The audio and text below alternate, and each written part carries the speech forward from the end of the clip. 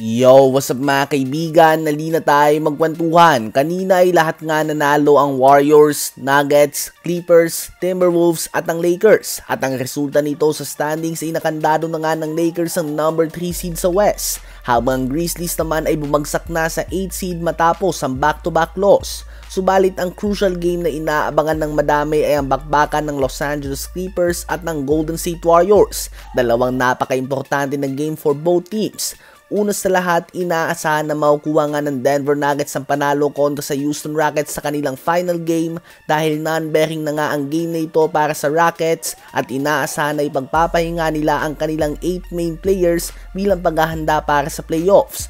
Oo, bilog ang bola at kung naniniwala ka na mananalo pa din ng Houston Rockets kahit na wala ang kanilang key players, edi tumalpa ka sa kanila at wala naman pumipigil sa'yo. Expected na tatalunin din ng Minnesota Timberwolves ang Utah Jazz sa kanilang matchup kahit na out si Anthony Edwards sa game na ito. Kapag nangyari nga ito at nakuha ng Denver Nuggets at ng Wolves ang panalo, kapag nanalo ang Clippers kontra sa Warriors ay mahahawakan nila ang 5th seed at makakaharap ang Denver Nuggets sa first round ng playoffs at ang Warriors ay babagsak sa 7th seed at makakalaban ng Memphis Grizzlies sa isang play-in tournament game na gaganapin sa home court ng Warriors dahil sa kanilang tiebreaker advantage. Habang kapag Warriors naman ang nanalo ay sila ang mabibigyan ng guaranteed playoff spot at makakahawakan nila ang 6th seed ng Western Conference at magkakaroon ng first round matchup sa pagitan nila ng 3rd seed Los Angeles Lakers.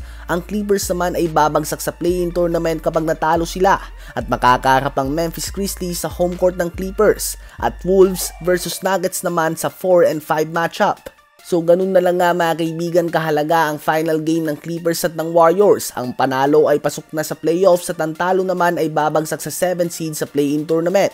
Habang si Trae Young naman ay naniniwala na 2 tao lamang ang dapat na mag-uwi ng Most Improved Player of the Year, Defensive Player of the Year at Rookie of the Year award. At yan nga daw ay ang kanyang mga teammate na sila Zachary Versace at Dyson Daniels. Na sa ngayon si Trae Young nga mga kaibigan ang inaasahan na assist leader sa NBA, averaging 11.6 assists per game kung saan pumapangalawa si Nikola Jokic na may average na 10.2 assists per game.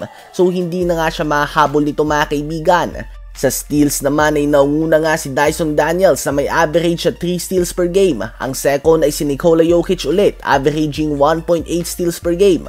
Highlight din nga ito para sa all-around game ni Nikola Jokic na top 3 sa points, rebounds, assists, steals, and field goal percentage ngayong season. Ganun pa man kung sakali nga na magkatotoo ang sinabi ni Trae Young, hakot award nga talaga ang Hawks players ngayong season. Kung hindi lang nga na-injured si Jalen Johnson ay posibleng siya ang katapat ni Dyson Daniels sa Most Improved Player of the Year award. Ganun pa man posibleng mapunta lang ito kay Cade Cunningham na walang duda na magaling at malaki ang in-improve. Ganun pa man ay number 1 pick nga ito so expected na ito sa kanya. Kayo ba mga kaibigan, sang-ayon ba kayo na dapat si Dyson Daniels and Zachary Versace ang mag-uwi ng mga award na nabanggit ni Trae Young?